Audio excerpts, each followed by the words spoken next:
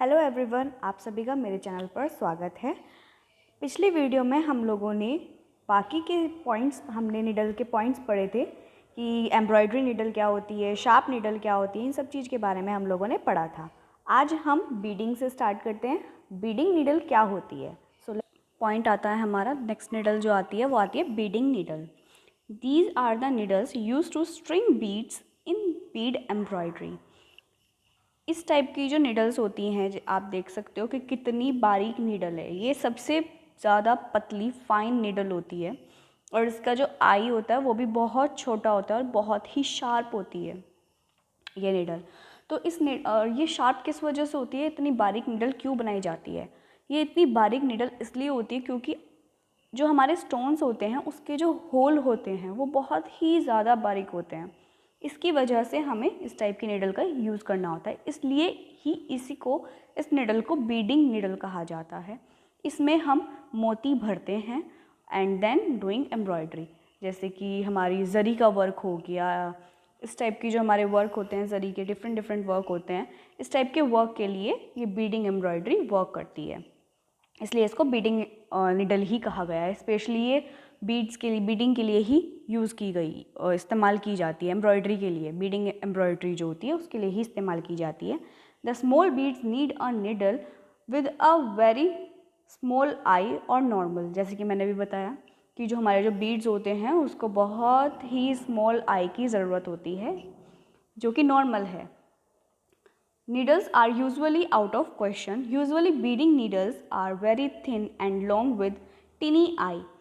ये जो beading needle होती है वो बहुत ही बारीक होती है, लॉन्ग विद टिनी आई, और टिनी आई के साथ बहुत ही छोटी सी आई होती है इसमें। टिनी आई के साथ ये काफ़ी लंबी नीडल होती है ताकि इसमें अच्छे खासे हम बीड्स भर सकें एक बारी में। Otherwise small beads would not pass through. Otherwise अगर हमारी आई भी पतली नहीं होगी और निडल भी पतली नहीं होगी, फॉर एग्जांपल हमारी निडल तो पतली है, फाइन है, थिनर है बहुत ज़्यादा आगे से, लेकिन पीछे से जो आई है इसका वो ब्रॉड हो गया, तो क्या होगा, निडल वहीं की, जो हमारे बीड्स होंगे वो वहीं की वहीं फंस जाएंगे। तो इसी वजह से आई भी टिनी होती है और पूरी निडल फाइन होती है। You need long needles to string many beads. Sequins are also attached using these needles. हम इस needle के थ्रू सीक्वेंस भी अटैच कर सकते हैं। आपको पता है सीक्वेंस क्या होता है? अगर आप लोगों को पता है तो मुझे कमेंट करें, और नहीं पता है तो भी कमेंट करें। देन नेक्स्ट नीडल आती है हमारी चैनल नीडल। चैनल नीडल क्या होती है? This needle have large eyes and very sharp point.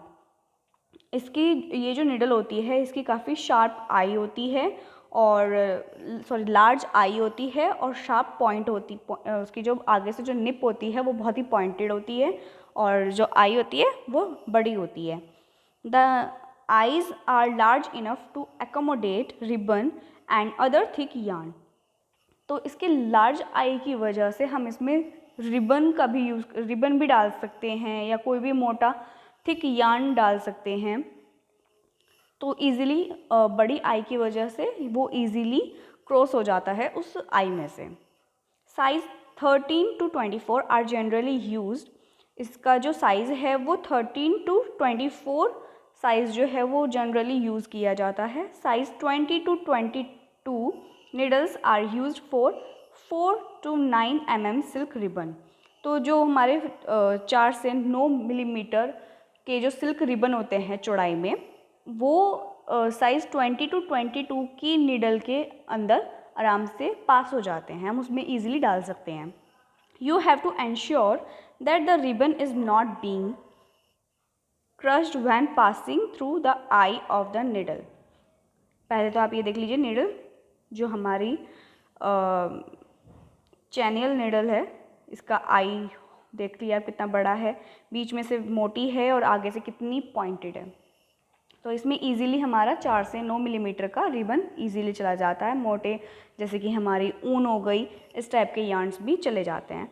और सबसे बड़ी चीज़, जब भी कोई यार्न हो या रिबन हो अगर हम इसमें डालें तो वो याद रहे, वो अगर हमारा ऊनी है या मोटा यार्न है तो रिमेंबर कि वो स्प्लिट ना हुआ वो, मतलब कि उसके जो फाइबर्स हैं वो अलग अलग फैले हुए ना हों, एक सार हों, अदरवाइज़ आपका धागा भी बेकार हो जाएगा। और यही चीज़ आपके रिबन में, रिबन कई बार क्या होता है, रिबन बीच में से स्प्लिट हो जाते हैं ईज़िली, तो वो चीज़ भी ना हो या धागे वागे ना निकले हुए, अदरवाइज़ पूरा रिबन ख़राब हो जाएगा। तो इन सब चीज़ का ध्यान रखते हुए ही हमें निडल में इसको डालना चाहिए।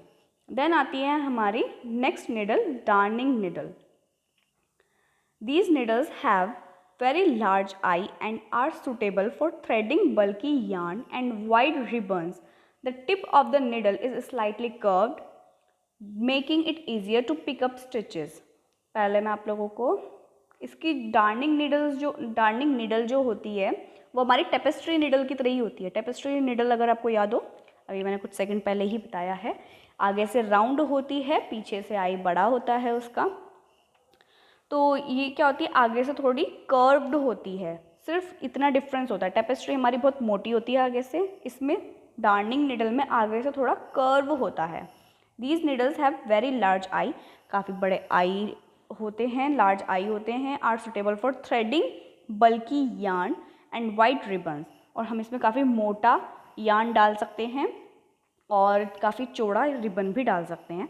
The tip of the needle is slightly curved, जो इसकी टिप होती है, जो इसका पॉइंट होता है, वो हल्का सा कर्व होता है। Making it easier to pick up stitches को पिक करने के लिए काफ़ी ईजी रहता है। These long sturdy needles have very sharp points. इस टाइप की जो स्टर्डी नीडल्स होती हैं, चाहे वो कितनी भी कर्व हो आगे से, लेकिन काफ़ी पॉइंटेड होती है, उसकी जो टिप होती है वो पॉइंटेड होती है। These needles are suited for darning and doll making. इस टाइप की नीडल्स जो है वो क्या नाम डार्निंग करने में और या डोल मेकिंग करने में काफ़ी काम आती है। डोल मेकिंग में जैसे कि आप देख सकते हो, आप अगर आपको पता हो तो डोल से खेले होंगे आप लोग बचपन में। तो डोल में क्या होता है, उसके हेड में बाल होते हैं, तो वो बाल भी किस तरीके से लगाए जाते हैं, वो डार्निंग नीडल के थ्रू ही लगाए जाते हैं। क्यों? क्योंकि वो अंदर जाती है, उस थ्रेड को खींचकर बाहर लाती है। और हमारा जो जरी की एम्ब्रॉयडरी होती है उसमें भी काफ़ी हद तक यही निडल, मतलब इसी टाइप के वर्क किए जा सकते, इसी टाइप की निडल यूज़ होती है, क्योंकि वो भी कर्व होती है और नीचे से धागा खींचती है। नेक्स्ट निडल आती है हमारी quilting needle. These needles have long shanks and can easily penetrate through your quilt layers. तो हमारी क्विल्टिंग, सबसे पहले तो क्विल्टिंग शीट होती कैसी है। क्विल्टिंग जो है वो काफ़ी सारी फैब्रिक की लेयर से बनती है। जैसे कि हमने 3 लेयर जो है फैब्रिक की वो अटैच कर दी एक साथ, and then make a garment. तो वो बहुत ही ज़्यादा फैब्रिक क्या है, वो खड़ा खड़ा रहता है और बहुत ही spongy sandwich kind of fabric रहता है। तो वो हमारी क्विल्टिंग शीट्स कह लो, क्विल्टिंग फैब्रिक कह लो, वो हमारी क्विल्टिंग फैब्रिक्स होते हैं। तो these needles have long shank, इसकी जो निडल्स जो हैं उनके लॉन्ग शैंक रहते हैं, आगे से लॉन्ग शैंक रहते हैं। एंड कैन ईजिली पेनिट्रेट, और ईजिली मतलब पार हो जाती हैं थ्रू योर क्विल्ट लेयर्स में से, मतलब कि काफ़ी सारी लेयर्स हो जाती है। 3 लेयर फैब्रिक की कोई कम लेयर थोड़ी होती है, तो काफ़ी सारी लेयर्स होती हैं। तो वो क्या होता है, क्विल्टिंग जो निडल होती है वो ईजिली पेनिट्रेट कर लेती है, यानी कि ईजिली पार हो जाती है उन तीनों लेयर से। They are quite short with small round eyes.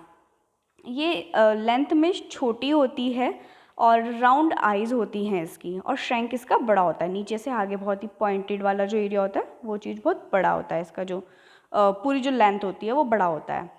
They make even small stitches needed for quilting and Hamming.